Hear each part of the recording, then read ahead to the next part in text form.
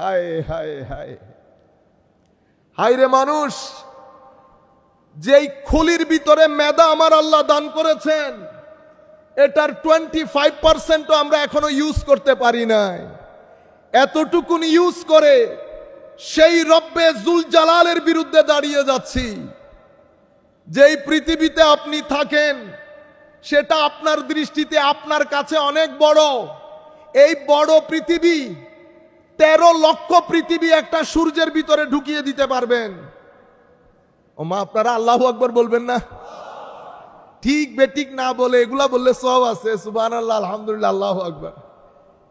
তাইলে সূর্য আপনার কাছে মহান। আমাদেরকে যারা পড়ান, সায়েন্টিস্ট, টিচার, তারা বলেন মিল্কি ওয়েসের মধ্যে এত আজিম সৃষ্টি, মিলিয়ন বিলিয়ন সৃষ্টি আল্লাহ করেছেন, যাদের সামনে সূর্য কোনো কিছুই না।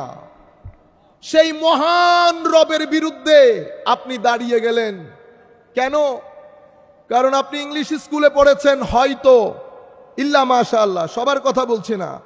ইউনিভার্সিটিতে পড়েছেন, ইংরেজি শিখেছেন, দর্শন শিখেছেন, দুই একটা চটি বই পড়েছেন। আপনি কোরআনে অ্যাক্সেস নাই, এজাজুল কোরআন জানেন না, উসুল জানেন না। আর আমরা যারা দিনকে প্রেজেন্ট করি, আমরা আধুনিক দুনিয়া জানি না।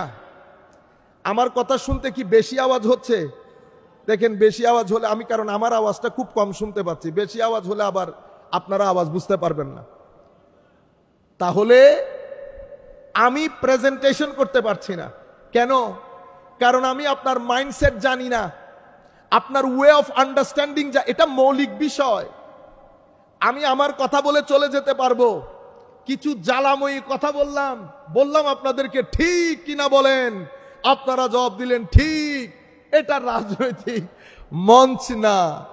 আমরা কিছু কথা বলবো, আপনারা কিছু কথা গ্রহণ করবেন, চিন্তা করবেন, আল্লাহর দরবারে দোয়া করবেন, আল্লাহ যেন আজকের পরে আমাদেরকে হেদায়েত দান করেন।